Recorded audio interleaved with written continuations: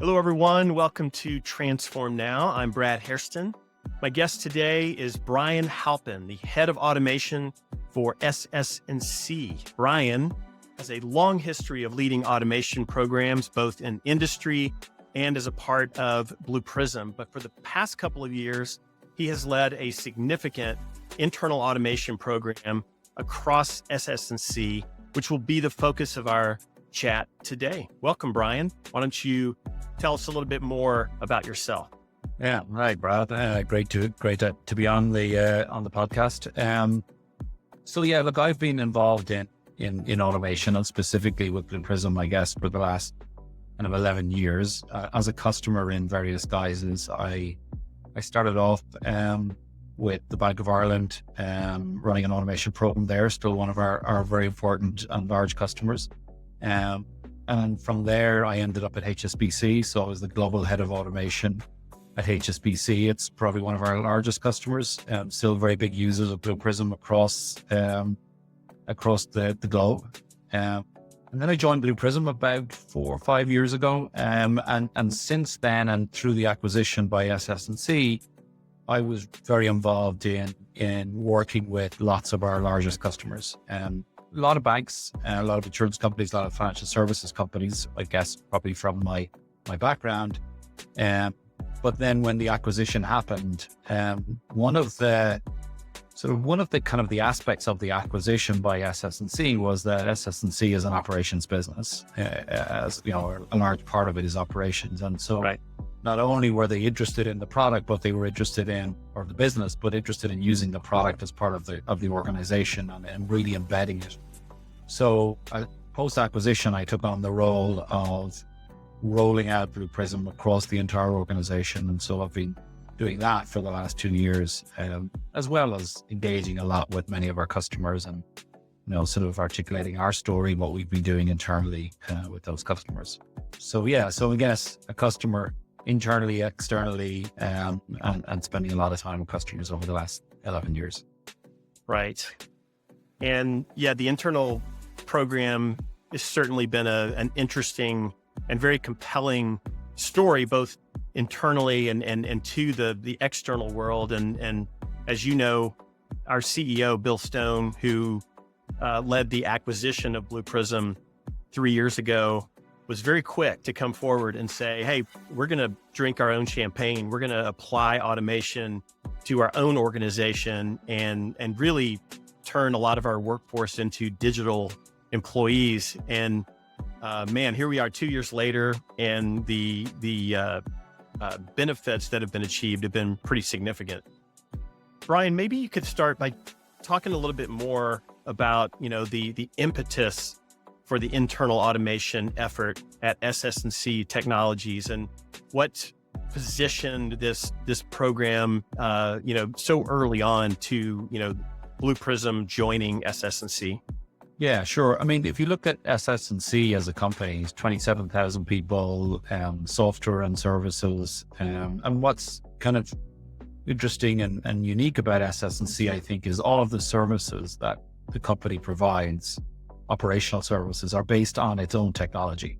So it's not like it does BPO services that are generic in the market. It only provides services based on technology it owns itself.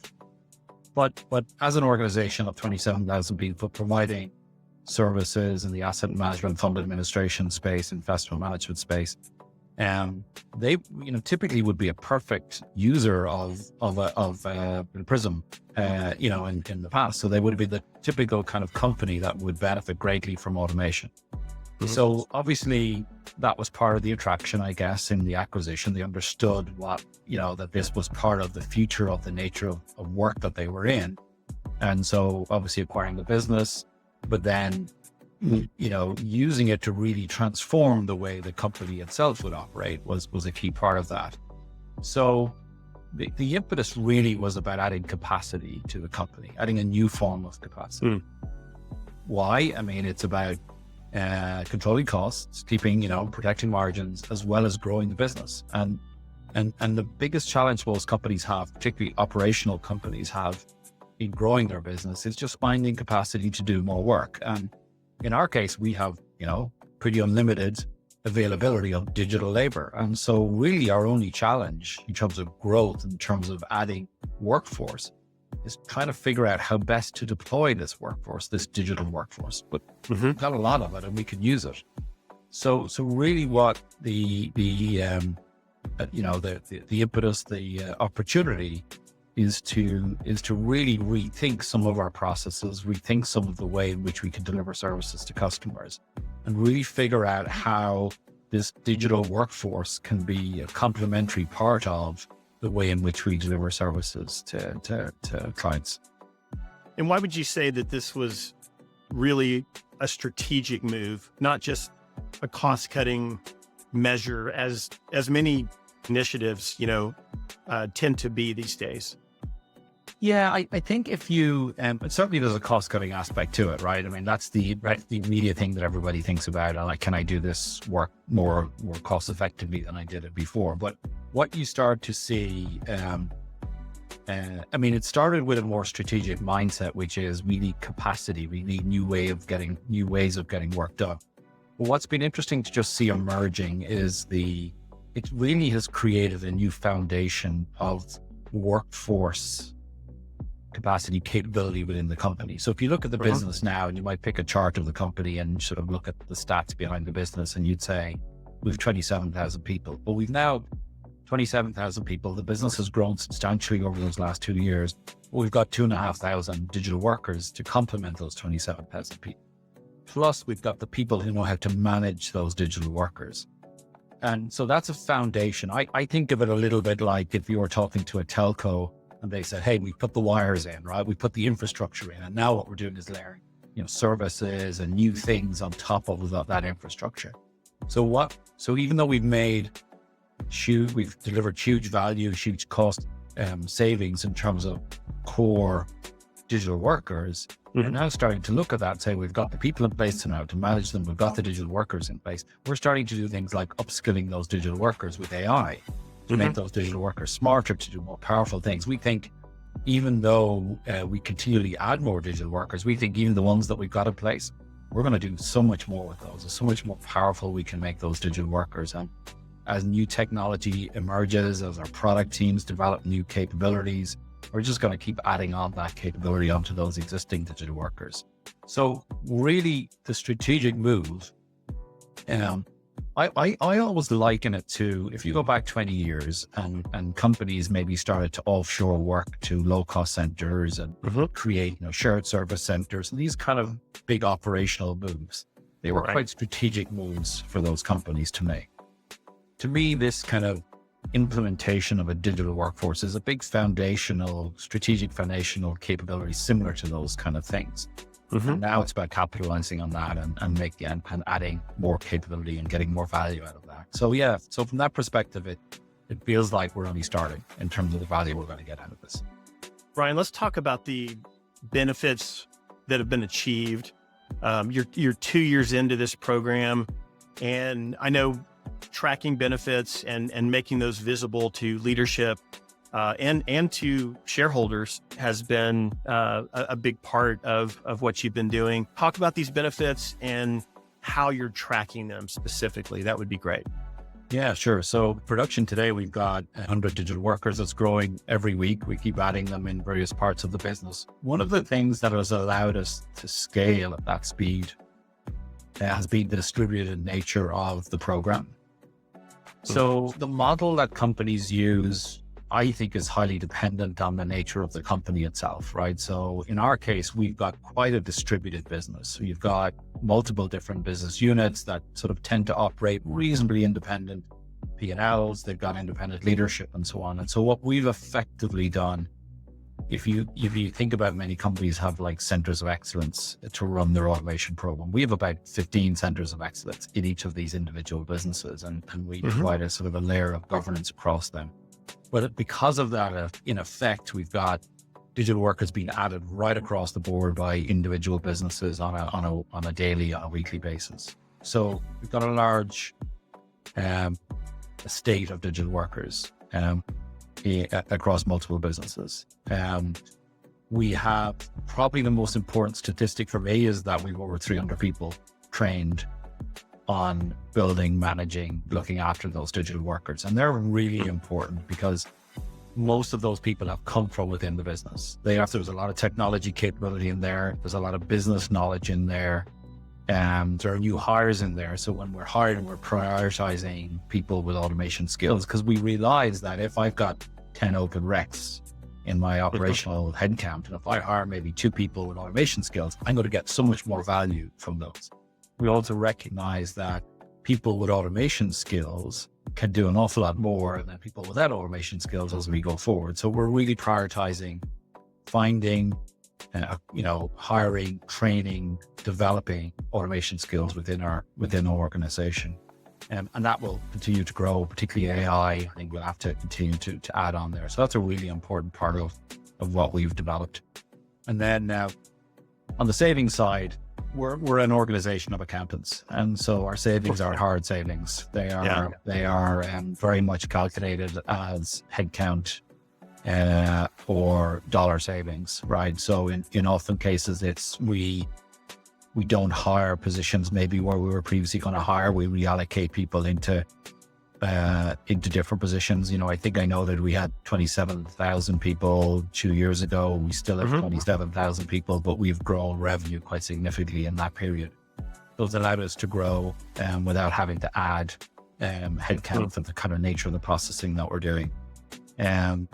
We have also, and Bill has talked about this on previous earnings, where we've significantly increased our investment in R&D, and some of the savings in this has allowed us to reinvest into R&D activities. So it's interesting, different companies I've been involved in, there's often a temptation to sort of try and talk about savings in a more generic sense. It's cost avoidance, it's hours back to business, or we're very much in the mode of hard dollars and cents, right? And that's what we see in these savings. So, but what I would say is, and the one thing to remember is this is nothing new, right? This is like process efficiency, it's organizational effectiveness, it's offshoring, it's all of the standard operational improvement activities that companies have done for years. And so what we've been very conscious of is not to try and reinvent the wheel on the way in which we calculate efficiency and way in which we calculate savings. So we very much blend into the existing framework that within the company for doing that. We talked earlier in the intro section about your background running large automation programs at some very large banks. You certainly achieved some pretty significant benefits there as well. With regard to this experience, what has enabled you to achieve even higher benefits at a faster pace? Yeah, I think I get this conversation all the time, and I'm reflecting on it a lot myself. And I think I always come down to 2 things, and they're both around the same topic, which is people. So one is the operating model that we deploy. I mentioned earlier, we've quite a distributed model, which means we've got multiple COEs, which means we can see pace and speed, and we've got effectively multiple teams executing. We don't have bottlenecks as a result, right? Each individual team controls its own priorities, its own funding, its own benefits. It controls how much to put into the program, how much they get out of the program. So you avoid a lot of the large-scale program bottlenecks you often see in some organizations, but in big central programs. But what and how that maybe differs slightly from previous programs I've been involved in only differs in the nature of the company itself. So one of the things I've definitely learned is that the easiest way to progress, at the end of the day, automation, digital workers, whatever phrase you put on it, it's only operations. I know we all like to think of it as cool technology and AI and buzzy. It's operations, and it's just another way of getting work done. And as such, a lot of when you really embrace and embed yourself in operations, you realize that, okay, the automation bit is about executing the task or executing the piece of work. But within operations is like, you're really focused on things like SLAs and turnaround time and risk management and regulatory and audit. And these are the really important things that exist within operational structures, business continuity, for example. Hugely important. And rather than doing something different, you just embrace the model that already exists. I mean, do this for 20, 30 years, right? And all of those structures exist. So if I walked into a company tomorrow morning and they had a very centralized operational organization, I wouldn't try to build a federated sort of distributed model. Well, you know why? You would go with the flow of the organization as it stands, and that makes life a hell of a lot easier. All you're doing is introducing a new way of getting work done. Don't get sort of too caught up in trying to do something brand new. So that definitely, if I look at what we did in previous companies and compare how they're slightly different, they're only different because of the nature of those organizations. So that's kind of the first big thing I would say. The second one, which is really to the people one, is I think it's just so important. We talk a lot about accountability and ownership for these processes, for these digital workers in the business itself. And it's easy to say those words, but it's really hard to really understand it and get it embedded in people's thinking. And what that means to me is that if I'm a head of operations for a payment function or a lending function or onboarding, that when I come into work in the morning, I look at my organization and I realize I've got 200 people and I've got 20 digital workers, and I control what they do. I make a decision about how many people I put to manage my digital workers and how many people I put to manage my manual operations. And I need to feel I control both of those things. And the example I'll give of that, and I don't know, there's a little bit of a long-winded answer on this, but I want to just give an example of that. And I think this is really human nature. I learned this one very early on.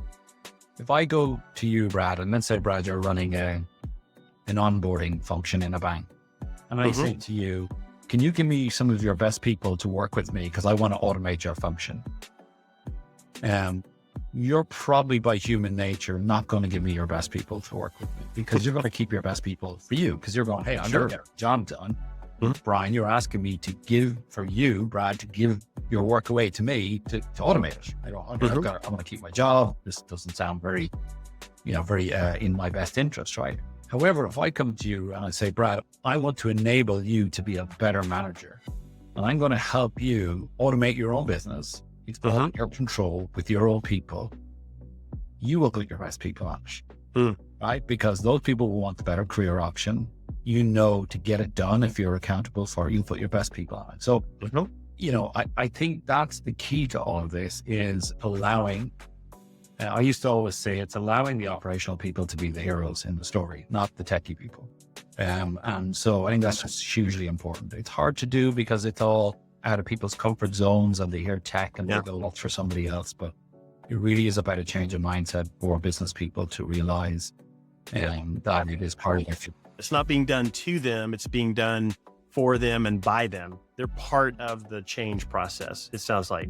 Yeah. And like, the analogy or the simile I'd always give would be if we were in marketing, if we were talking about marketing today and I said, hey, Brad, you're a marketing director. Do you know anything about digital marketing? And if you said no, we're not in a job, right?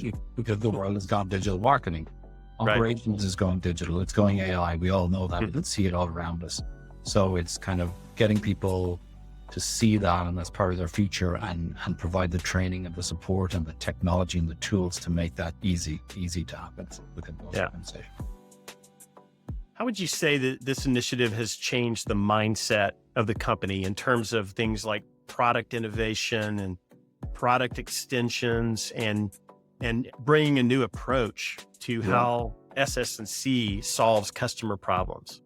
Yeah, I think that's been a really interesting thing for me to sort of observe because I look at both sides of the coin, how it's changed Blue Prism as a company as well as how it's changed SS&C. If I look at Blue Prism initially, what I'd say is that we go back 2.5 years ago, Blue Prism we were a software vendor. We had a piece of software and we sold the software and we didn't really understand what our customers necessarily did with that software. We were one step removed from that equation. Now that we use it, we've got a lot of usage of it. We really have a different perspective on the world and we have a much more sort of empathetic view of what our end users are doing because we are our own end user. And I think as a result, the conversations we have internally about our product roadmap, about features, about what our product should do, what challenges our customers have, is much more focused on how do we solve a business problem for a customer, not just how do we give them a new feature. And when we talk about features, we say, how will that help them maybe accelerate onboarding, or how would that accelerate KYC? You know, it's a much more business-led conversation. I think that means Blue Prism will become a much stronger partner for businesses as we go forward, much more so than many of our competitors who are probably more technically focused. And so that's one. SS&C as a company, I think, has realized that it has an alternative way of delivering services on the services side. So I think many of our service offers that go out the door now fully embed automation as part of it. So now I'd say we've got technology, we've got offshoring options, and we've got digital workers that we bring into the mix. And I think that makes us a little bit different, unique, stronger in the marketplace. We can automatically include automation, digital workers, AI as part of all of our service offerings. And that's happening right now. We're winning new deals as a result of that. It's very powerful, I think. And then the product extensions is probably really interesting. And I think this is where, when we look at all the software products we have in the company, and we look at our wealth and investment technology business, we look at our GIDS business or our global businesses, and what we both use those technologies as a service provider, but we also customers who just use the software. What we've identified is the fact that we know what those end users are doing because we do it ourselves. And what we've started to do is build digital workers that execute the work that an end user might have to do. And we can offer that as an extension to our product. And so we've successfully done that in a few examples. We recently have launched an extension of our algorithmics product. So we have our algorithmics credit manager, and we have, what we've looked at that and said, okay, in that product, there are a couple of personas, a couple of activities typically end users are doing. And then we've gone ahead and built digital workers to mimic what those end users would do. And we've effectively then offered that as a new feature or extension of the product. And that would then be interfacing with our product, but also with the end user's own systems. So connecting those two worlds together. So I think it's a very powerful opportunity for us. It's a very powerful addition for our customers. And we've got, dozens and dozens of software products at SS&C. And I think we'll kind of layer that automation capability on top of many of those products over the next while. Excellent. Brian, what are some of the lessons learned from this internal automation program that are applicable even to the small to mid-sized financial services companies, some of whom don't even believe that automation and AI is relevant to them? Yeah, I think it's, we use it in all parts of our business, from very small business units to some of our largest business units. So we have made a decision that everybody should use it. And so we have lots of examples in all areas. What I think, depending on the size of the business, you might think of different reasons why you might want to use it. I think the most important thing is to think about what is the challenge in your business that you're trying to solve for. And it could be about speed. It could be about risk. It could be you're trying to grow your business. It could be about capacity. It could be about integration or, error management or whatever. So it's whatever is important to you. When we think about scale, we're usually thinking about businesses that are really trying to save, millions of dollars or whatever. If you're a small business, you got 10, 15 people. Maybe you're not trying to save millions of dollars, but you might be trying to reduce your risk, or you might be trying to reduce errors, or you might be trying to provide an overnight service that you can't do, or turnaround time that you're trying to improve for your clients, which might be really important to you. So it really depends what it is that you're trying to solve for. The other thing I would say is that certainly if you're a customer of SS&C, we have many customers that have similar sets of problems. And so what we're actually trying to do is work with lots of our customers and say, hey, you're in a similar industry. We've got 1,000 customers like you who all operate in similar industries. And so we've probably already solved some of the problems you have for another customer somewhere. And that's something that we can work with you on and, save you the time and energy of solving for that particular, small problem that might be, as you say, we can solve because we can do it for 100 customers, 200 customers. So, I think it kind of comes down to what is the business problem you're trying to solve, what's the benefit you're trying to achieve, and that's how you make it. You make sense of it, I guess, for your business. Perfect. Brian, it's been a real pleasure talking to you about the internal automation program. Let's keep drinking our own champagne, as they say.